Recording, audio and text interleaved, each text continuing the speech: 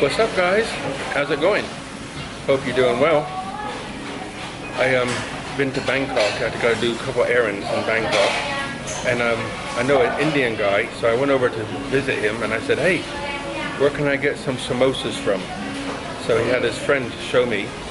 So he actually opened the restaurant a little bit early. Actually, 3 o'clock it's supposed to open, and I was there at lunchtime. So I got a couple veggie samosas, and they had lamb, so I thought I'll try it. Indian food. But I talked to the guy inside. I said, "Where in India are you from?" He says, "Nepal." I'm like, "Huh?" He's from Kathmandu, but he's been here like 19 years.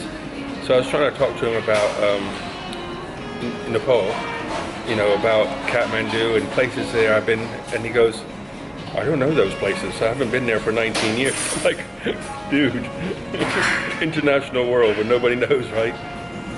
So I just stopped at this rest area.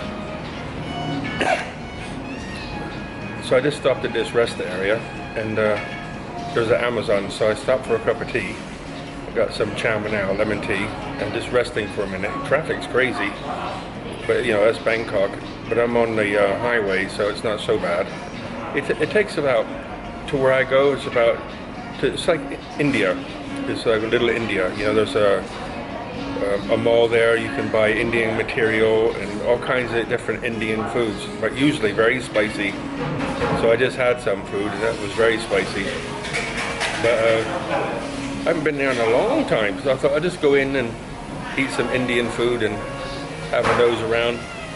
But it's hot, so back in the truck and come on, go home.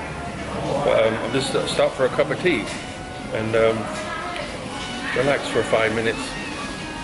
I talked to Janet and said to her about the last video, about where she talked about her mom, and I told her to, you know, read the comments because there's a lot of them, and I wanted her to see what you guys had to say. So she read them and then told me, thank you very much. She really appreciates the prayers and the kindness from you guys. So thank you very, very much. Good afternoon, I'm back. Well, I ate that super spicy food and I got home and I was fine. Everything's fine. And all of a sudden, my belly started feeling a bit sore. I think this food was just a little bit too spicy for me. So what did I do? I went and laid on the bed and napped. I think I slept about an hour until the neighbors started banging something and woke me up, which is fine. Mr. Grumpy had a cup of tea, and I enjoyed the cup of tea. And now the sky is looking black. Looks like it wants to rain. So we'll see soon. I think it's going to rain. What do you think? A little bit black?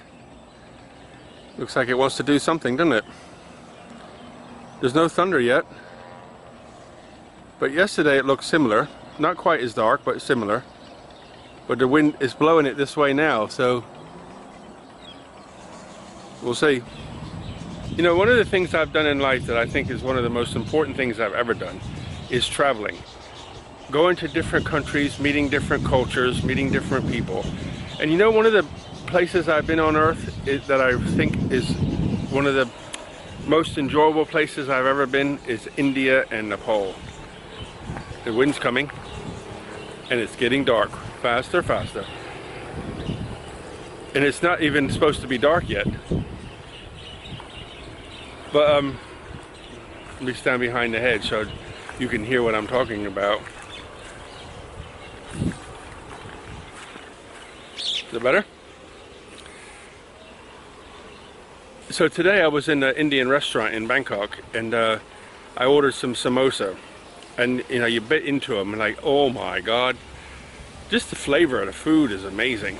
You know, I went to India, and the reason I went there in the early days, I was on a spiritual quest, we'll say.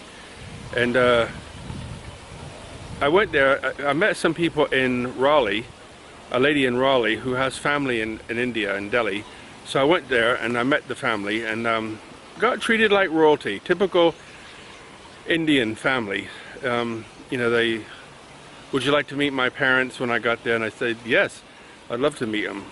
And when I got there, these older people, I mean, I was like in my 50s then, but they were in their 70s already, you know, and one of them wasn't particularly of good health, but they went out of their way to make food for me, put flowers all up the steps where I was going to walk. There it comes. And just amazing how they went out of their way to make me feel welcome. And it was just like over the top, you know. Western people are really not used to that sort of thing, so, but I was really made to feel welcome. So today I ate those samosas and that brought all those memories back, and it was super tasty. Just like, ooh, you know, when you bite into it, amazing.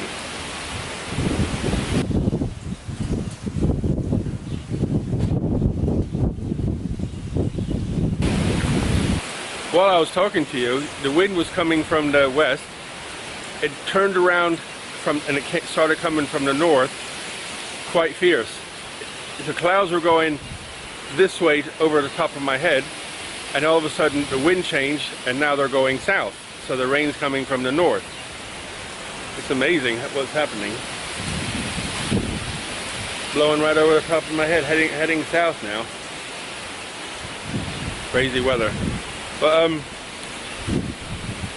so I feel a lot better now. Everything's good. But like I said earlier, I wanted to say, and Jan said, you know, really emphasize how she was really appreciative of all you guys' comments, and you know, really encouraged her to keep trying, keep going. So thank you very, very much. The main reason I went to Nepal, to be honest with you, is I was volunteered to work with Sandhurst, which is a military officers school. It's like West Point, but in England it's called Sandhurst. And I had an old boss who worked there, and he was in charge of training the officers, a group of officers, not all of them. And so I was volunteered to work with him, and in southern Germany. And when I got there, I wasn't actually needed. I just had to do all the logistics for him. I got it all set up, and then the officers took over everything. They had to run it all because that's part of their training. So I had nothing to do for 4 days, just hang around in the woods. But the guys who were there were Gurkhas, Nepalese soldiers from Gurkha, like a province of Nepal, who were there playing enemy. So back from the days when the British were in India, they couldn't beat the Nepalese people, so they hired them. They work with them, and they're still in the British Army today, the Gurkha regiment, and they're crazy infantrymen, and they have some of them. They got all kinds of medals from Afghanistan and Iraq, you know, all that sort of stuff. But I met some, and they spoke good English, and you know, they were hanging around waiting to go out on the next patrol, and so I just went with them. You know, I didn't carry anything, I didn't do anything, I just ran behind them, you know, going with them. It was fun. And traveling miles and miles and miles each day, keeping the officers on their toes, you know, keep attacking them. And one of the things we did was we had there was a color sergeant from the infantry with explosives, and I helped him, and he nearly blew me into the air. But talking to the Nepalese soldiers was really good fun, because they told me what Nepal was like.